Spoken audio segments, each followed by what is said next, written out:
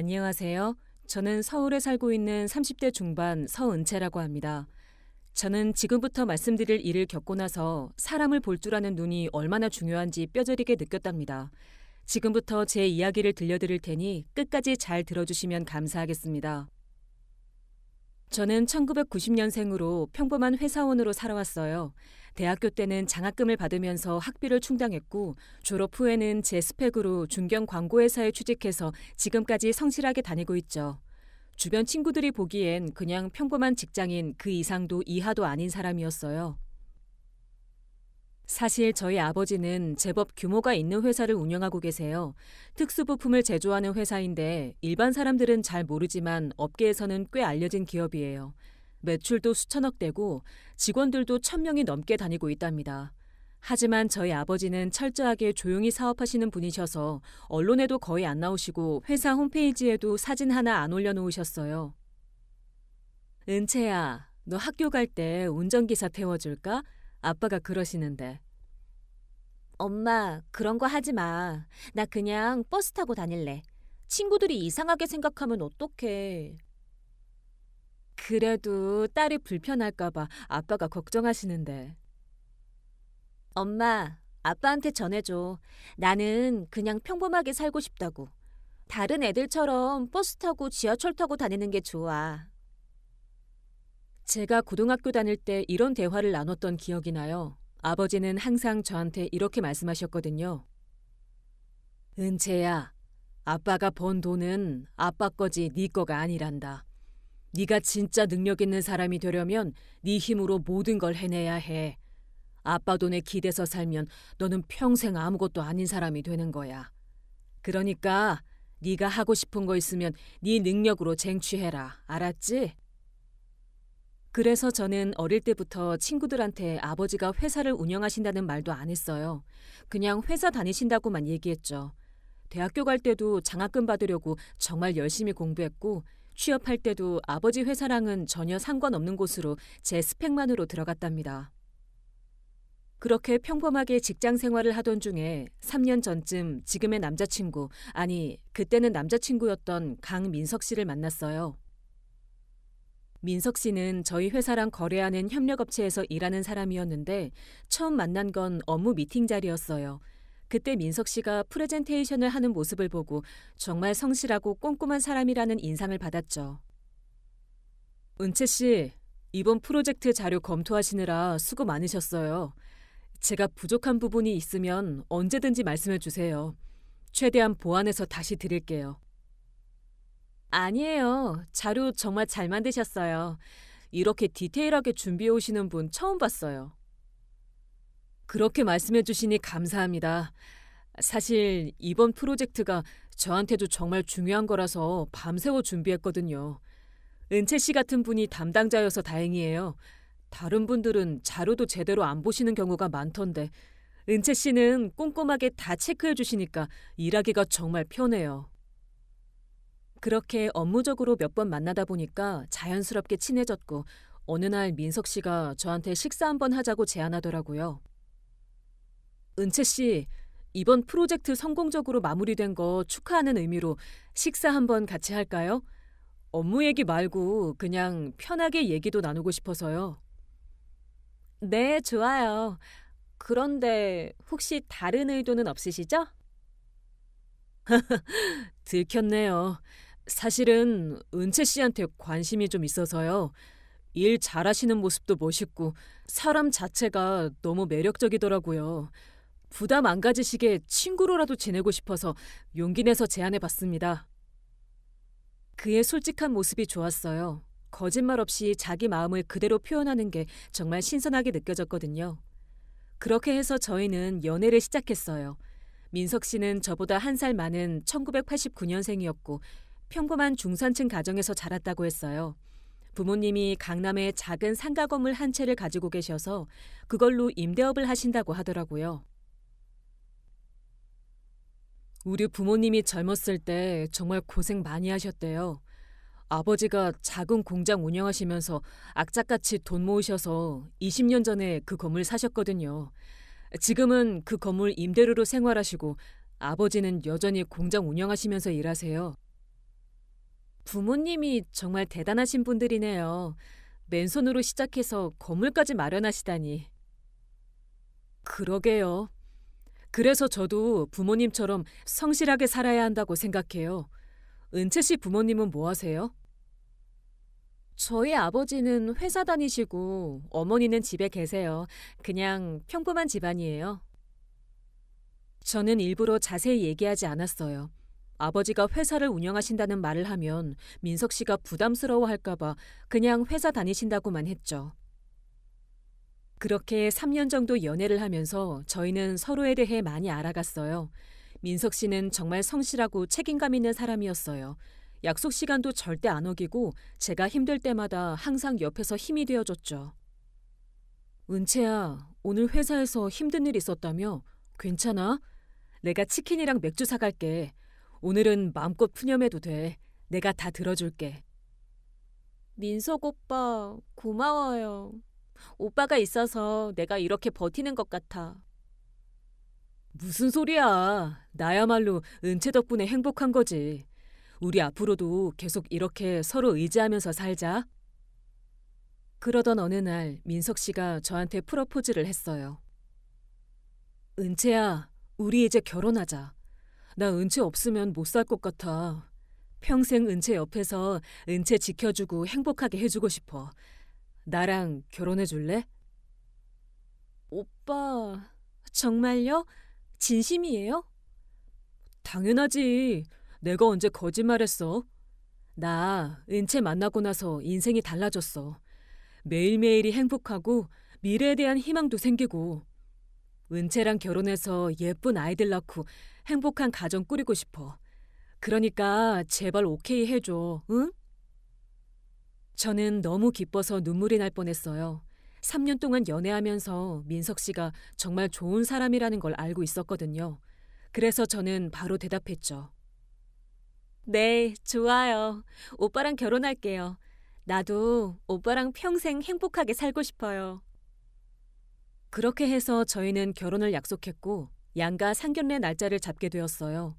민석 씨 어머니 쪽에서 연락이 왔는데 강남에 있는 유명한 호텔 레스토랑을 예약했다고 하더라고요.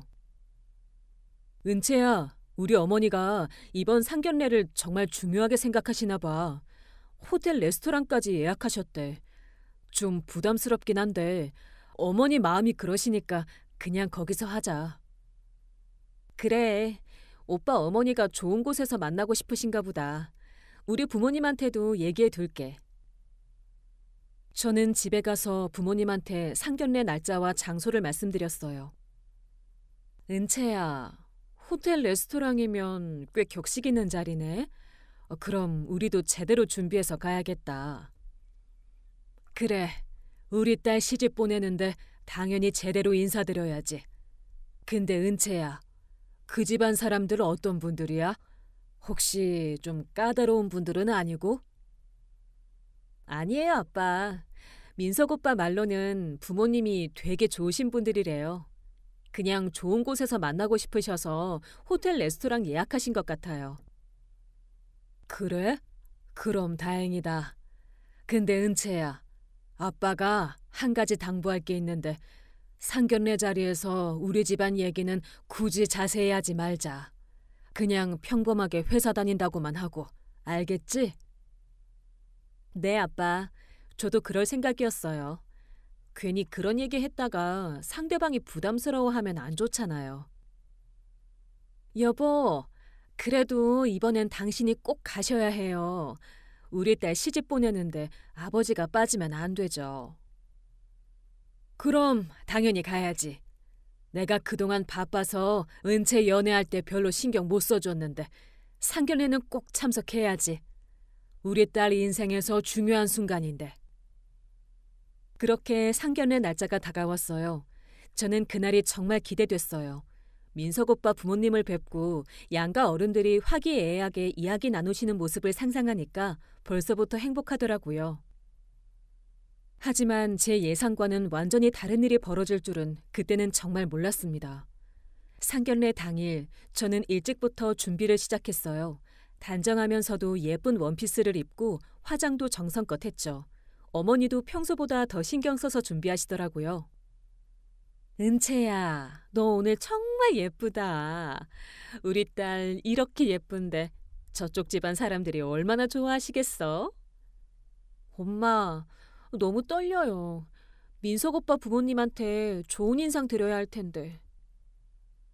은채야, 긴장하지 마. 넌 충분히 좋은 아이야. 있는 그대로의 모습 보여주면 돼. 아빠가 옆에 있으니까 걱정하지 말고. 그렇게 저희 가족은 차를 타고 호텔 레스토랑으로 향했어요. 제 가슴은 두근두근 뛰고 있었고 손에는 땀이 맺혀 있었답니다.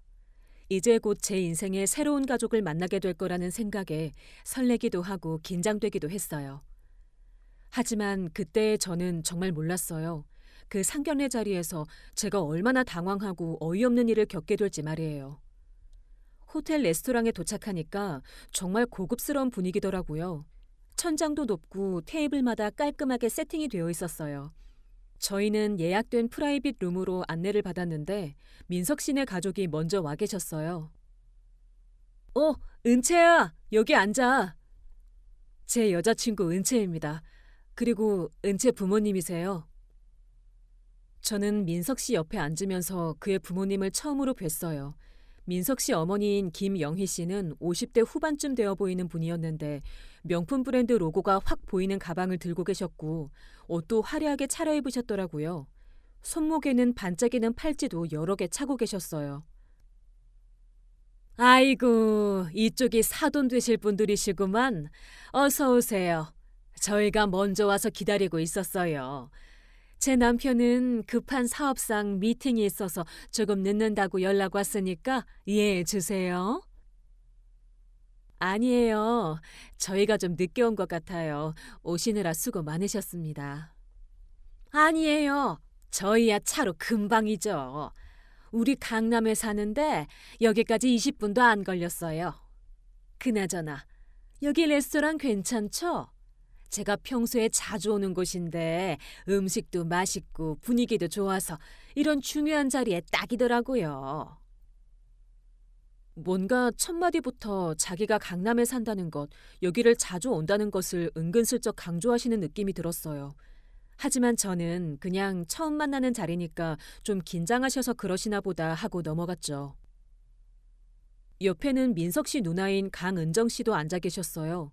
30대 후반쯤 되어 보이는 분이었는데 어머니랑 비슷하게 화려하게 차려입으셨더라고요. 안녕하세요. 저는 민석 씨 누나예요. 은채 씨 사진으로만 봤는데 실물이 훨씬 예쁘시네요. 우리 동생이 복 받은 거네요. 감사합니다. 누나 뵙게 되어서 반갑습니다. 자리에 앉아서 메뉴판을 보는데 김영희 씨가 먼저 말씀을 꺼내시더라고요. 자, 오늘은 제가 예약한 자리니까 제가 주문할게요. 여기 코스 요리가 유명한데 제일 좋은 걸로 시키죠. 사돈어른, 혹시 못 드시는 음식 있으세요? 아니요, 괜찮습니다. 편하게 주문하세요. 그럼 여기 시그니처 코스로 주세요. 그리고 와인도 좋은 걸로 한 병 부탁드려요. 주문을 마치고 나서 본격적으로 대화가 시작됐어요. 처음에는 날씨 얘기, 여기까지 오는 길 얘기 같은 가벼운 대화였는데 점점 분위기가 이상해지기 시작했어요.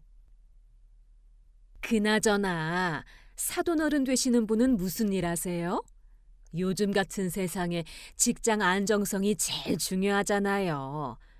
저희 남편은 작은 공장이지만 그래도 자기 사업을 하고 있어서 그나마 안정적이에요. 그리고 저희는 강남에 상가 건물이 하나 있어서 그걸로 임대업도 하고 있고요. 벌써 두 번째로 건물 얘기를 꺼내시더라고요. 저는 속으로 왜 저렇게 자꾸 건물 얘기를 하시는 거지? 하는 생각이 들었어요. 저는 회사에 다니고 있습니다. 그냥 평범하게 직장 생활하면서 살고 있어요. 아, 그러시구나. 회사 다니시면 은퇴하고 나면 좀 막막하시겠어요. 요즘은 연금도 별로 안 나온다고 하던데. 그래도 자식들이 잘 커져서 다행이네요. 저희는 그래도 건물이 있으니까 노후 걱정은 없어서 다행이에요. 건물 하나 있으면 월세가 꼬박꼬박 들어오니까 정말 든든하거든요. 네, 그러시겠네요. 어머니가 짧게 대답하시는 걸 보니까 불편해하시는 게 느껴졌어요. 저도 점점 불편해지기 시작했죠. 왜 자꾸 건물 얘기를 하시는 건지 이해가 안 됐거든요. 어머니, 오늘은 양가가 처음 만나는 자리인데 편하게 얘기하세요. 그래, 그래. 내가 너무 떠들었나?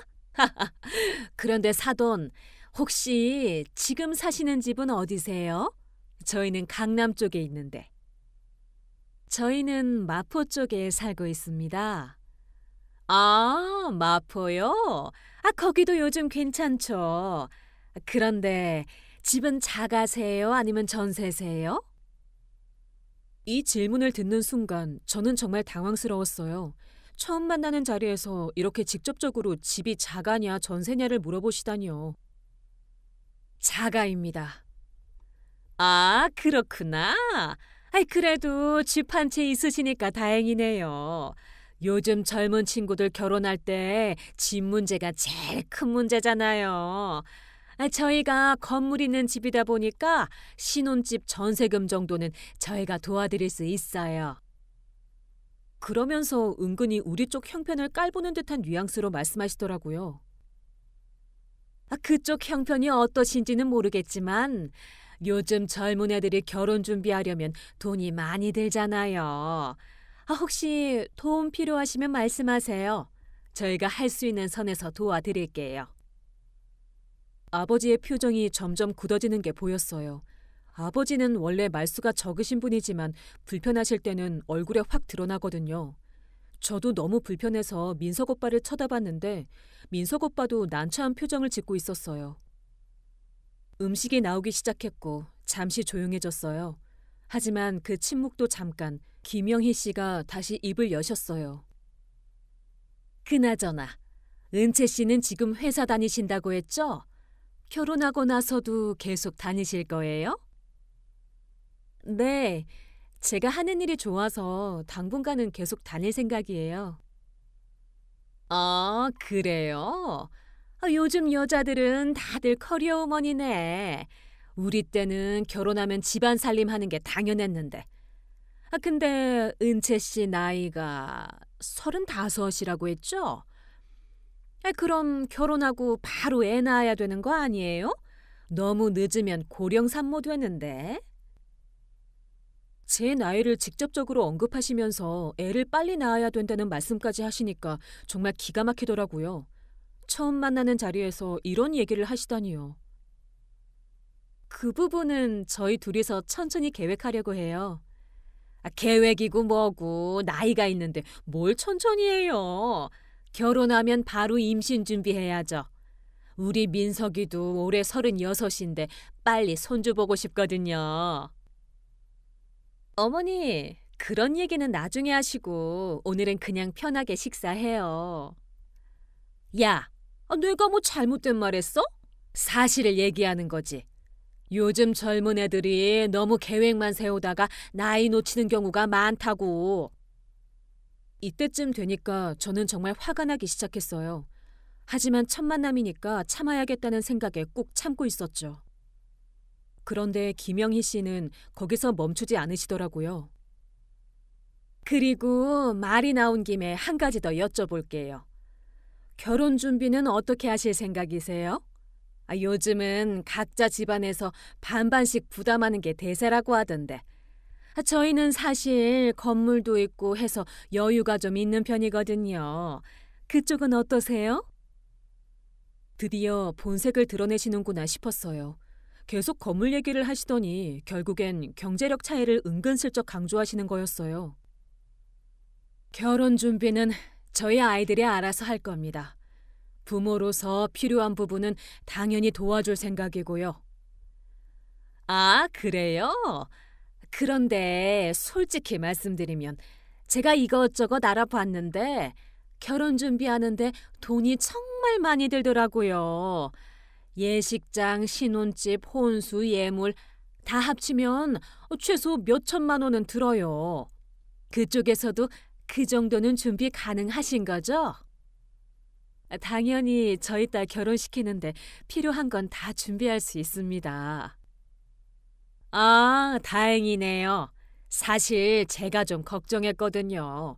아니, 들어보니까 사돈 쪽은 건물이나 그런 부동산은 없으시다면서요? 요즘 세상에 그런 거 하나 없이 사시기 참 힘드셨겠어요. 그 순간 분위기가 싸늘하게 얼어붙었어요.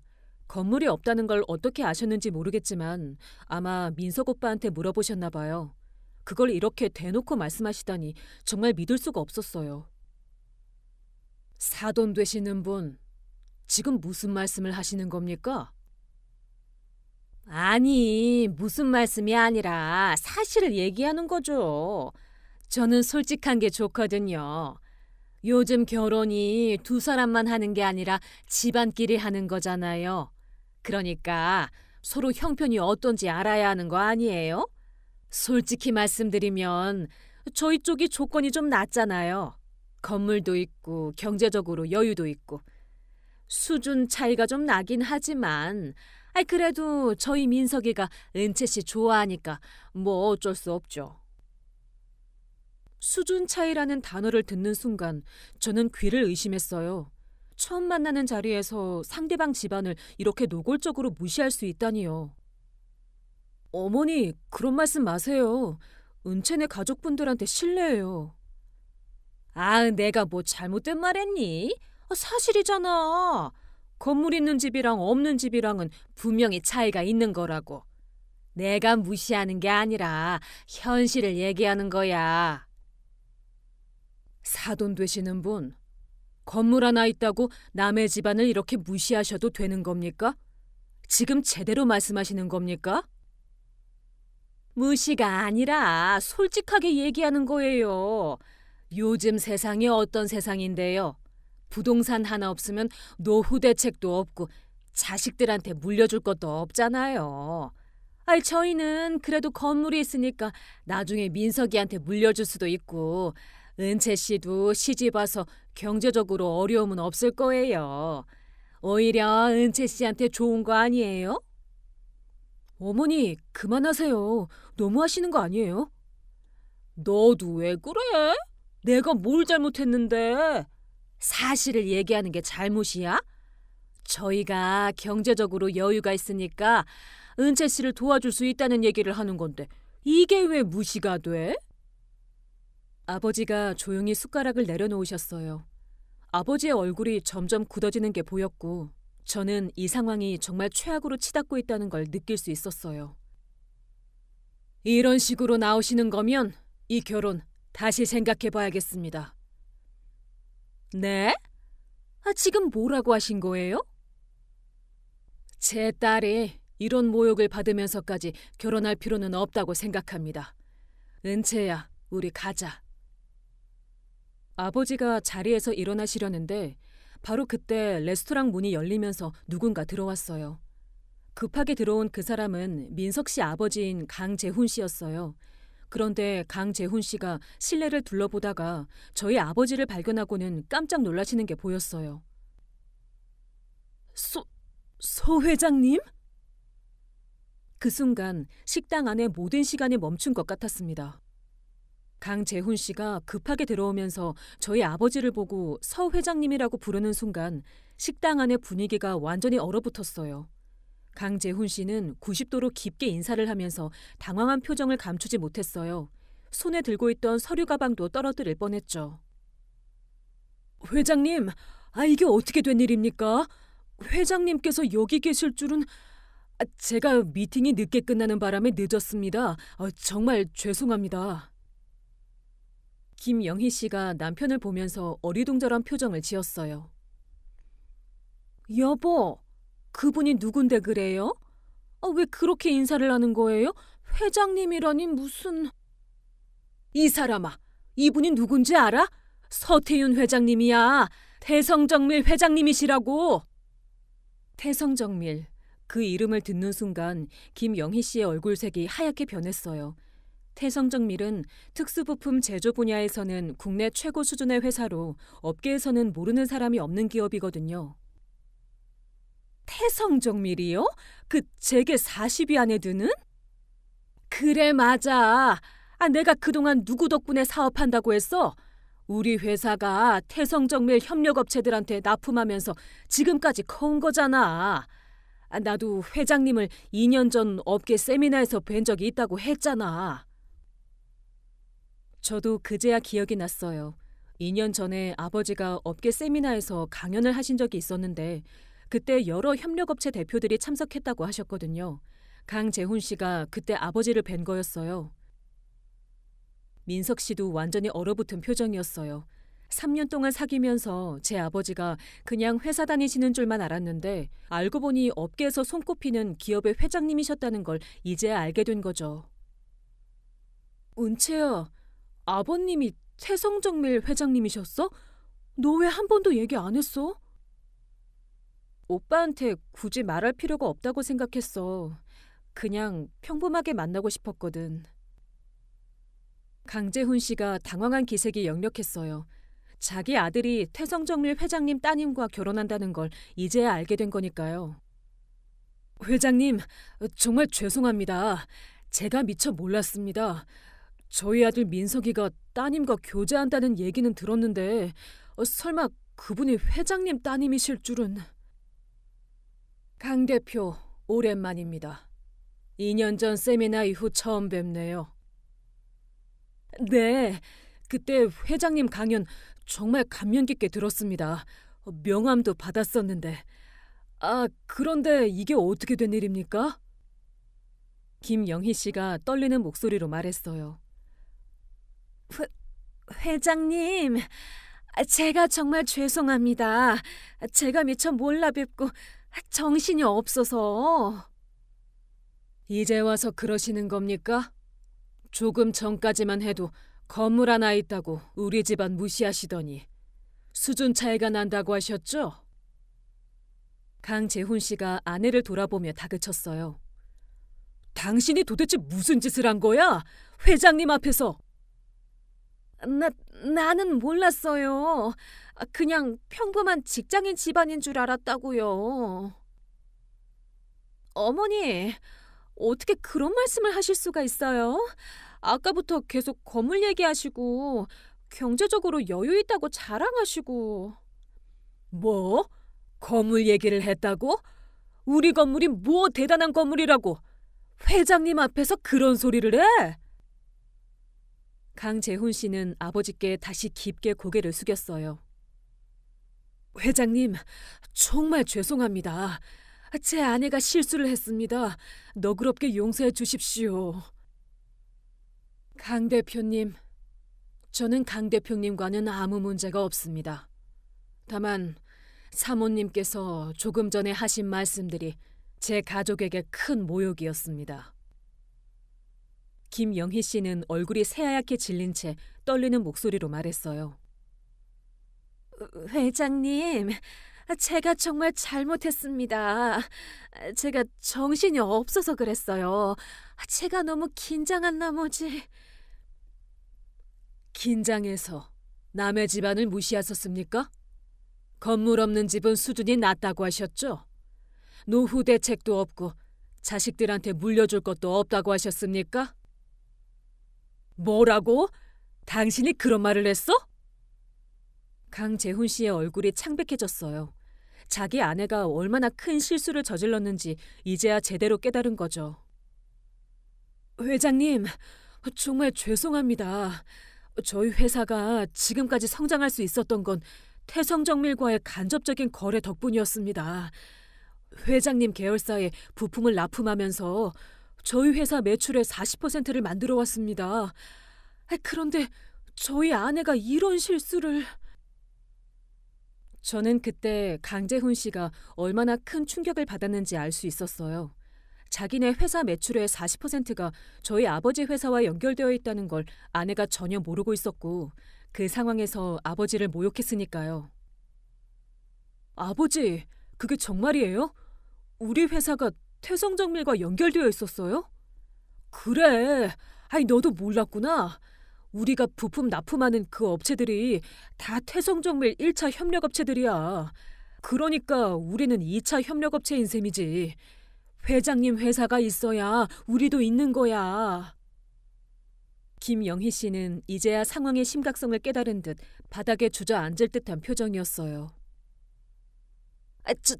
저는 정말 몰랐어요.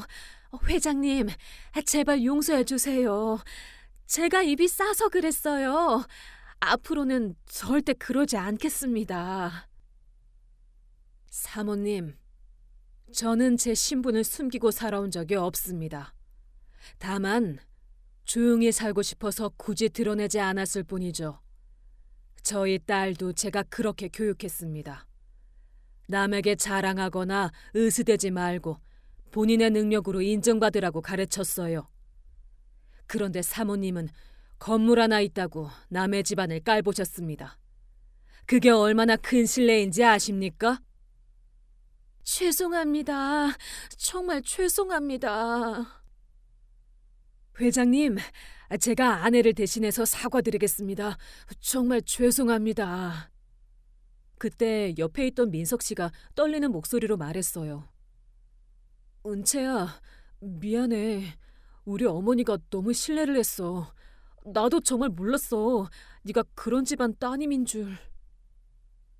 오빠, 나는 그냥 평범하게 살고 싶었어. 우리 아버지가 회장님이라는 게 중요한 게 아니라 오빠가 나를 어떻게 생각하는지가 중요했던 거잖아. 근데 오빠는 지금 뭐가 중요한 거야? 은채야, 그게 아니라 오빠 어머니가 아까부터 우리 가족한테 한 말들 다 들었지? 그런데 오빠는 왜 한마디도 제대로 말리지 않았어? 오빠가 어머니 그런 말씀하지 마세요. 한마디 하는 걸로는 부족했어. 진짜 말릴 생각이었으면 진작에 제대로 말렸어야지. 민석은 할 말을 잃은 듯 입을 다물었어요. 사실 민석 오빠도 어머니가 너무 나간다는 걸 알았지만 제대로 제지하지 못했던 거죠. 어머니가 조용히 말씀하셨어요. 사돈 되시는 분, 저는 오늘 정말 많이 놀랐습니다. 처음 만나는 자리에서 상대방을 이렇게 평가하고 판단하실 줄은 몰랐어요. 저희가 거물이 있든 없든 그게 사람의 가치를 평가하는 기준이 될 수는 없습니다. 저희 은채는 그렇게 키우지 않았거든요. 사모님, 정말 죄송합니다. 제가 잘못 생각했어요. 잘못 생각하신 게 아니라 사람을 보는 눈이 잘못되신 겁니다. 돈과 건물로 사람을 판단하시는 거죠. 사모님 말씀이 맞습니다. 저희 아내가 정말 큰 실수를 했습니다. 아버지가 다시 자리에서 일어나셨어요. 강 대표님, 저는 오늘 이 자리가 정말 실망스러웠습니다. 제가 태성정밀 회장이라는 걸 몰랐을 때와 알았을 때의 태도가 이렇게 180도 달라지는 걸 보니까 더 실망스럽습니다.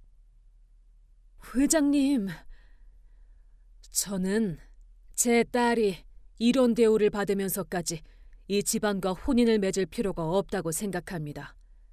사람은 상대방의 신분이나 재산을 알기 전이나 후나 똑같이 대해야 합니다. 그게 진짜 예의입니다. 오늘 이 자리에서 그걸 못 느꼈습니다. 회장님, 제발 한 번만 용서해 주세요. 제가 정말 잘못했어요. 우리 민석이는 정말 은채 씨 진심으로 사랑합니다. 아이들 잘못은 없어요. 아드님 잘못이 없다고요? 어머니가 저렇게 말씀하시는데 제대로 제지도 못하셨습니다. 그것도 잘못 아닙니까? 회장님, 정말 죄송합니다. 제가 어머니를 제대로 말리지 못했습니다. 민석 씨, 당신은 좋은 사람입니다. 제 딸이 3년 동안 당신을 사귄 이유를 알 것 같습니다. 하지만 결혼은 두 사람만 하는 게 아닙니다. 가족과 가족이 만나는 겁니다. 그런데 이렇게 시작부터 어긋나면 앞으로도 계속 어긋날 수밖에 없습니다. 회장님, 제가 앞으로는 절대 그러지 않겠습니다. 제가 은채 씨한테 정말 잘할게요. 제발 한 번만 기회를 주세요. 사모님, 사람의 본성은 쉽게 바뀌지 않습니다. 오늘 제 신분을 알고 나서 태도가 바뀌신 것처럼 앞으로도 상황에 따라 계속 바뀌실 겁니다.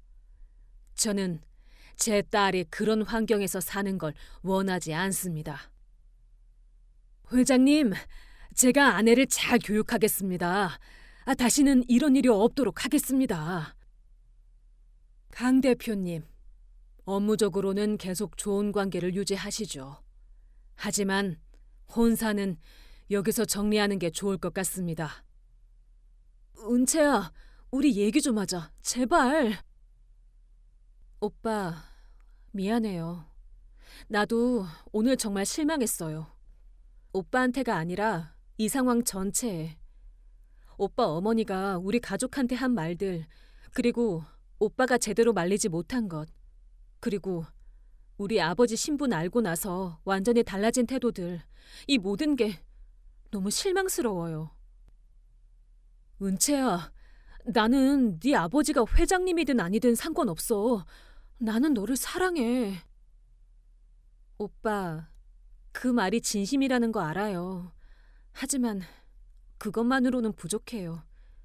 결혼은 사랑만으로 되는 게 아니잖아요. 저는 눈물을 참으며 민석 오빠를 마지막으로 쳐다봤어요. 3년 동안 정말 행복했던 시간들이 주마등처럼 스쳐 지나갔죠. 하지만 오늘 이 상견례에서 본 것들은 저에게 너무 큰 충격이었어요. 아버지와 어머니를 따라 레스토랑을 나서는데 뒤에서 김영희 씨의 울음소리와 민석 오빠가 제 이름을 부르는 소리가 들렸어요. 하지만 저는 뒤돌아보지 않았습니다. 집에 도착해서 방에 들어갔는데 핸드폰에 민석 오빠한테서 온 문자와 전화가 수십 통이었어요. 하지만 저는 받을 수 없었어요. 지금은 아무 말도 하고 싶지 않았거든요. 그날 밤 저는 잠을 이룰 수가 없었습니다. 3년간의 사랑이 단 몇 시간 만에 이렇게 무너질 수 있다는 게 믿기지 않았어요. 상견례가 끝난 다음 날부터 민석 오빠한테서 계속 연락이 왔어요. 전화, 문자, 카카오톡, 하루에도 수십 통이 왔죠. 하지만 저는 답할 수가 없었어요. 지금 뭐라고 말해야 할지도 모르겠고 사실 민석 오빠 얼굴을 볼 자신도 없었거든요. 사흘째 되던 날 회사에서 퇴근하는데 민석 오빠가 회사 앞에서 기다리고 있더라고요. 은채야, 이렇게라도 안 하면 널 못 볼 것 같아서 제발 우리 얘기 좀 하자. 10분만, 아니 5분만이라도. 오빠, 지금 내가 뭐라고 말해야 할지 모르겠어요. 은채야, 나는 진심이야. 너를 정말 사랑해. 우리 어머니가 실수하신 건 맞아. 나도 그 자리에서 제대로 말리지 못한 것도 내 잘못이야. 하지만 그게 우리 3년을 무너뜨릴 만큼 큰일이야? 우리가 서로 사랑하는 건 변함없잖아. 오빠, 사랑만으로는 부족해요. 결혼은 두 사람만 하는 게 아니라 가족과 가족이 만나는 거잖아요. 그런데 시작부터 이렇게 어긋나면 어떡해요? 나는 우리 어머니 설득할 수 있어. 어머니도 지금 엄청 후회하고 계셔. 매일 자책하시면서 은채한테 어떻게든 용서를 구하고 싶다고 하셔. 오빠 어머니가 후회하시는 건 진심으로 잘못을 깨달으셔서가 아니라 우리 아버지가 태성정밀 회장님이라는 걸 알게 되셔서예요. 그 차이를 모르세요? 은채야, 만약 우리 아버지가 정말 평범한 직장인이었으면 어땠을까요? 오빠 어머니는 계속 우리 가족을 무시하셨을 거예요. 그런데 아버지 신분 알고 나니까 태도가 180도 달라지셨잖아요. 그게 진짜 사과예요? 그게 진심이에요? 민석은 할 말을 잃은 듯 고개를 숙였어요. 미안해, 은채야. 내가 우리 어머니를 제대로 말리지 못했어. 내 잘못이야. 오빠 잘못이 아니에요. 오빠는 좋은 사람이에요. 나도 그거 알아요. 하지만 우리 결혼하면 나는 오빠만 보고 사는 게 아니잖아요. 시어머니랑도 관계를 맺어야 하고 명절 때마다 만나야 하고 아이 낳으면 더 자주 만나야 하잖아요. 그런데 그분이 나를 진심으로 대하실 것 같아요? 아니면 태성정밀 회장님 따님으로만 대하실 것 같아요?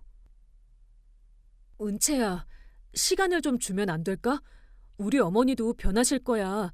내가 어머니를 설득할게. 오빠, 사람은 쉽게 안 변해요. 특히 50년 넘게 그렇게 살아오신 분은 더더욱. 오빠가 아무리 설득해도 어머니의 근본적인 가치관은 안 바뀔 거예요. 저는 그렇게 말하고 돌아섰어요. 뒤에서 민석 오빠가 제 이름을 부르는 소리가 들렸지만 저는 뒤돌아보지 않았습니다. 그로부터 일주일 후 김영희 씨가 우리 집에 찾아오셨어요. 명품 가방 대신 평범한 가방을 들고 수수한 옷차림이었죠. 은채 씨, 어머님, 정말 죄송합니다. 제가 그날 큰 실수를 했어요. 건물 하나 있다고 우쭐해서 남의 집안을 무시했습니다. 앉으셔서 편하게 얘기해요. 김영희 씨는 소파 끝에 조심스럽게 앉으셨어요. 어머님, 진심으로 여쭤볼게요. 만약 우리 아버지가 회장님이 아니라 평범한 직장인이었으면 어떠셨을까요?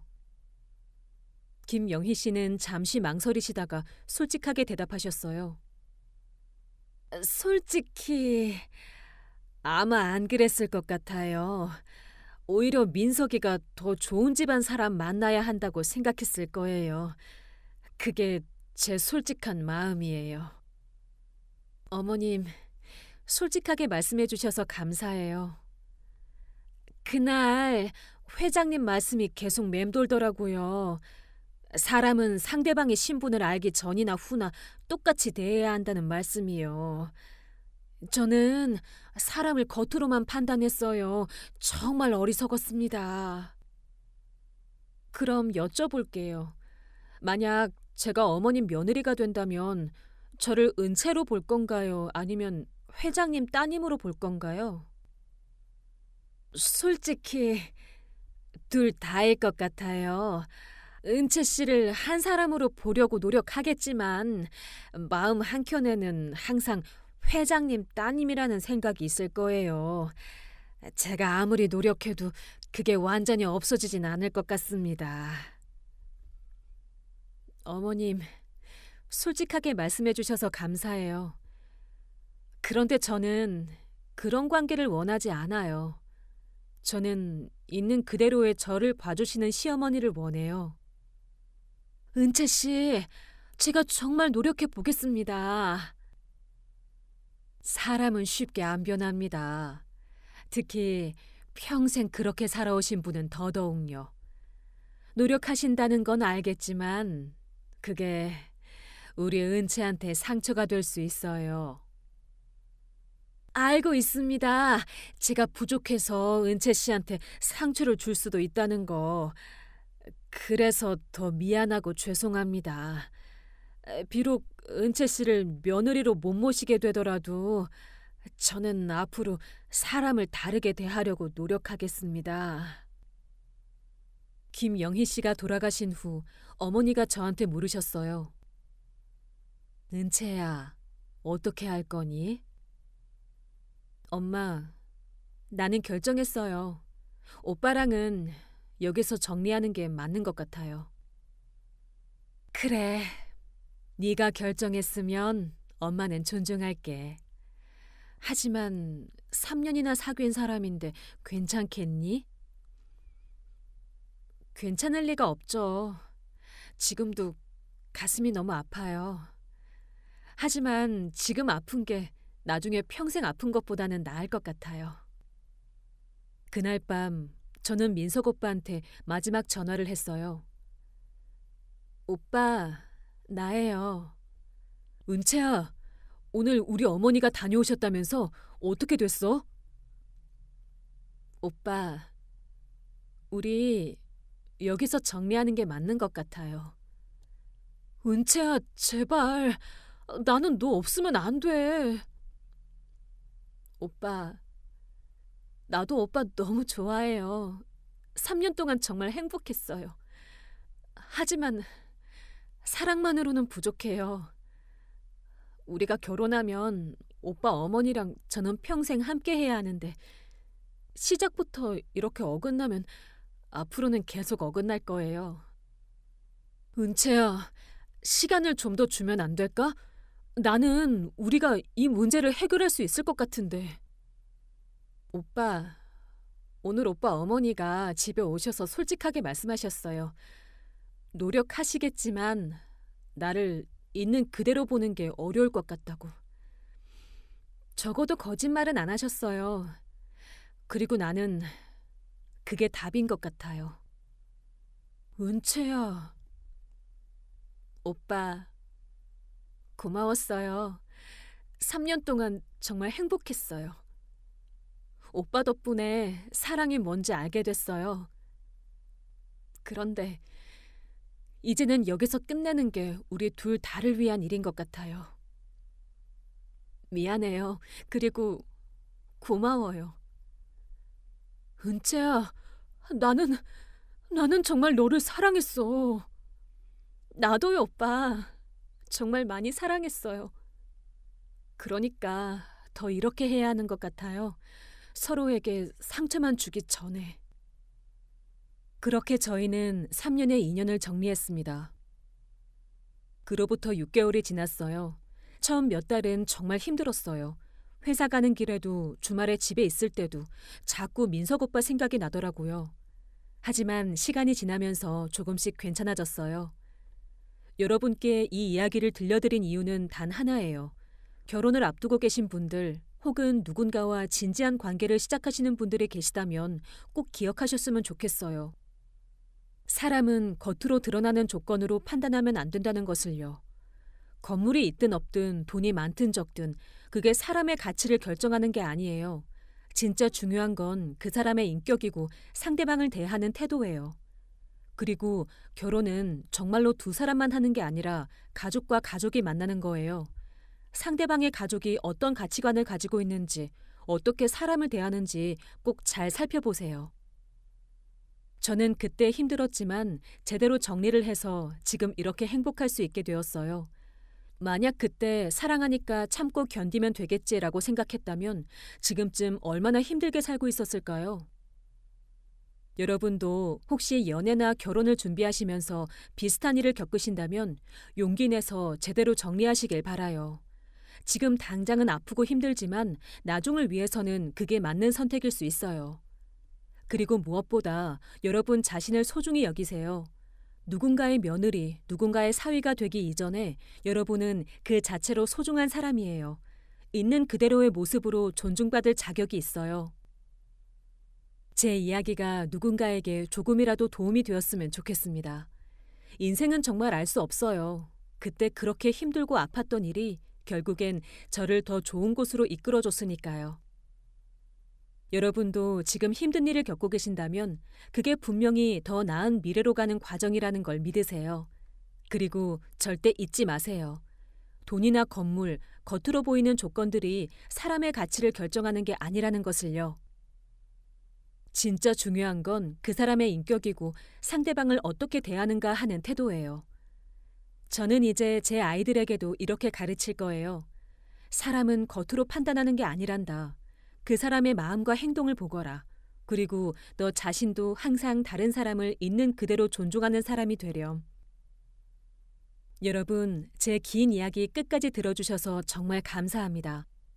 여러분 모두 좋은 사람들을 만나시고 행복하게 사시길 진심으로 바랄게요. 감사합니다.